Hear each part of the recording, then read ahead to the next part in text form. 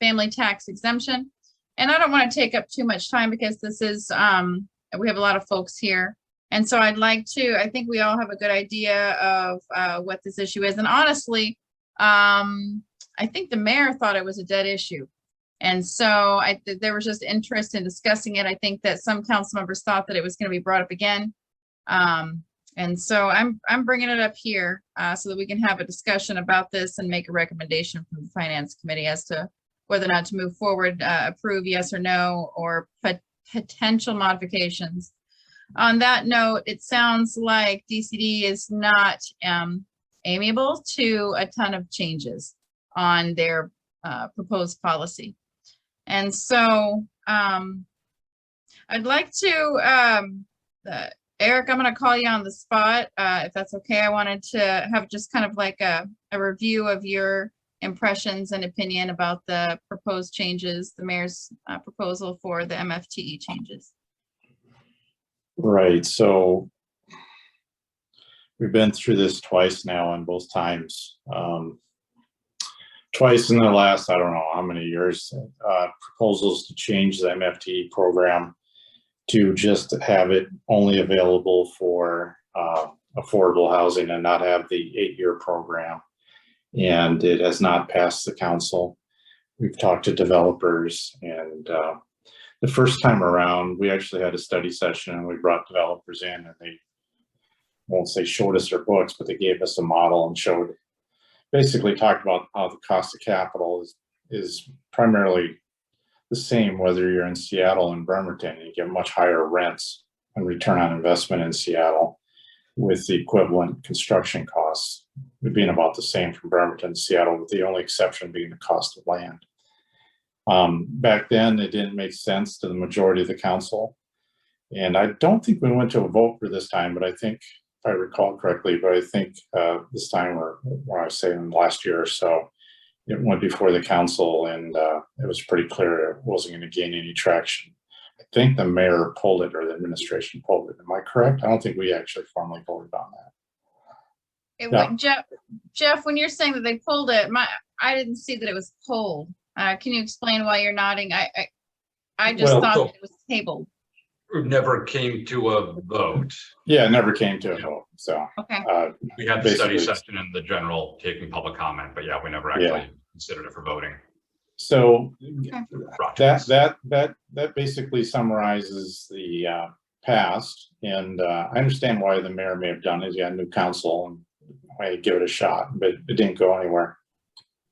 So if you're asking me to revisit it now, what has changed in the interim? Well, interest rates have gone up, and the cost of construction, along with inflation and everything else, and wages, and just raw materials. We hear about it when we just talked about public works projects and the environment. There's just, if you didn't think it would pencil out before, it ain't gonna, excuse my English, it's not gonna pencil out now. The climate's even worse for developers.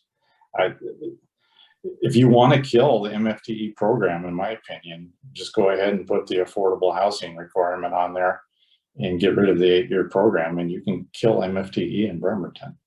That's my opinion on that. And I think if anybody looked at it objectively, they'd come to the same conclusion. I'm not interested in getting rid of the program we have. In fact, I'd be dubious to find out that we're getting any new projects. I don't know if DCD has said, oh, we got new applicants coming since within the last 4 or 5 months rise in interest rates. I don't know of any. Mike, have you heard of any coming in? Not in the recent months, no. Yeah, this environment is extremely tough for developers. I mean, could you imagine during a low interest rate environment, you still needed the MFTE for this thing to pencil out. Now, during this current environment, this may be a moot point. We may not have any applicants, whether it's the 12 or the 8-year program. So I think it's a dead issue as well. Okay, thank you. Jeff. Yeah, Joe, I think it's worth, because I know, Eric, you weren't at the last meeting. I kind of pulled up the old slides and summarized a bit. Can I do that again real quick, Jennifer, just because there are a couple separate issues? Yes. Okay, So there were four things brought to us that were all lumped together. And so the first was the creation of a new 20-year tax exemption. And I'll sprinkle these in with my own personal comments as I go too, but it was going to create a new. And I apologize for interrupting. Can you try to keep it to 5 minutes or less? So Yes. by 4:57 be done. And then Perfect. Mike, does he need to have sharing capabilities? He's good. Okay, thank you. Sorry to interrupt, Jeff. I apologize for that. Yeah, do you want me to share? I can share the slides if that helps. Trigger it if it. Oh. My computer's being a little dicey. Let me just. I don't want to kill Zoom here. So we have the So four things. Is the 20-year four things. MFTE? So- Okay. Yeah. ahead. So the first one is creating a new 20-year MFTE.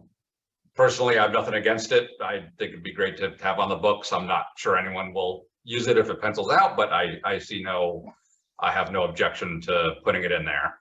The second one was some administrative procedure amendments. And this was basically compensation for low-income displacement, first and last month's rent, moving expenses, helping people find find new housing. And then it also, refreshing my memory here from last month. The it also has 12-year this- MFTE extension, right? And the unit mix. The unit mix, that's right, yeah. So the unit mix was just how they make sure you have a mix of affordable units in a complex. So that to me was also fine. I don't think we got the full financial ramifications of it, but I didn't have anything against that. So then the other two was modifying the 12-year and then the 8-year modification. So the 12-year modification, there was two modifications at once, and that was you had a kind of a low income and a moderate income requirement on the 12-year, and so it was pretty much completely getting rid of, if I remember, the moderate and shifting the low down based on the county and then scaling to Bremerton's income range. And yeah, similar with Eric, we didn't really get any analysis. Where I last left it was I did my own analysis and sent it out to council on the 606 apartments, because that one we had all the public data on. And for my math, the current 12-year penciled out for that project because they did use it. But if you did both of these changes at once, it would no longer pencil out and it wouldn't be used.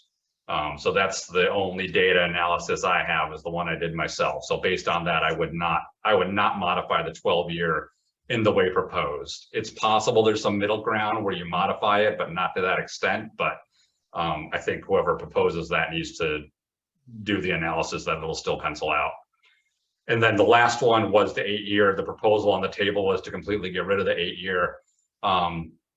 Similarly, I don't like that. I think it's being used for a mix of all housing. I know there's the public concern we've heard is that it's just going to luxury condos. From the data I've seen, that does not appear to me to be the case. I was amenable to putting an income limit on the 8-year and keeping a market rate, basically put a cap on it so that, yeah, sure enough, it's not going to luxury condos. But talking to administration, it sounds like that would be too burdensome to put in and keep track of it for all the projects. So the option on the table was to just keep the 8-year in or get rid of it. And if that's the case, I would keep it on the books. Similar reasons Eric said. Hopefully that is all clear. Thank you. Okay, so if we had to say yes or no on the entire policy, then the consent, I mean, it's not consensus necessarily, but the way that y'all are going is no. I'm leery to try to bring up any recommendations to pick and choose pieces out of here. I really do like the idea of adding some kind of safeguard for displaced low-income tenants. Some kind of displacement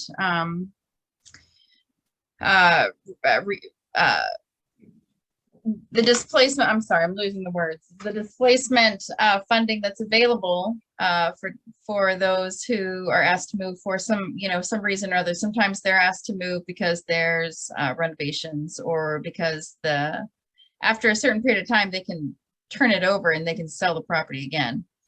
So that part I liked, but I guess I'm just leery to pick and choose pieces to present. I think it's, go ahead. I believe, if I remember right, at the last meeting this came up, Andrea had said, of these four, let me know if there's any you would consider. And that she was looking for us to come back and tell her, you know, oh yeah, we'll do 1 and 3, but not 2 and 4, for example. Okay. What are your feelings about the displacement? It's not an insurance, and I apologize, I'm losing the words. What do we call it? Displacement. The wording, actually, the wording on the slide is just displacement for low-income residents. Okay. So and that's under number 2, administrative amendments. So I'll just say out loud, I would absolutely, if they came back to us with 1 and 2, the 20-year addition and the administrative amendments, I'd absolutely consider those 2, but 3 and 4, to me, I would not. So it doesn't feel like we would have agreement on getting rid of 8-year. Boom, we're gonna move that aside. 12-year Mft extension. Eric, where do you fall on that particular item? So right now, the 12-year as written is barely competitive. So I wouldn't alter that program because I think you may kill the program. So honestly, that's what the data shows. That's what real world applications show. I'm okay with the administration talked about proposals 1 and 2. I'm okay with going forward and discussing those. I won't say I'll vote for those because I need public input and all that stuff. But I'm okay with the displacement of people that live where the project's being built. I'm okay with compensating them to find a new place as was described.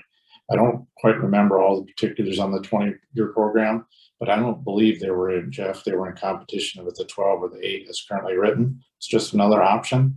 Hey, go ahead, throw another option out there if you think it works. If I recall correctly, I had my doubts whether it was going to work. But if the administration wants the 20, go ahead. So. And sorry, Jennifer, I just want to clarify. It's the 12-year modification. It was number 3. The 12-year extension is part of the addition of the 20-year of number 1. So you can extend it. People could apply to extend their 12-year to a 20-year. Right. So I just want to make sure that was. Yeah, so I'm okay with that, but I'm really not okay with changing the 12 and the 8-year program. So okay. We're on the same page on that. Okay. And then displacement compensation, and that's specifically and so here's what happened. My iPad is not with me, so I don't have the MFT code in front of me.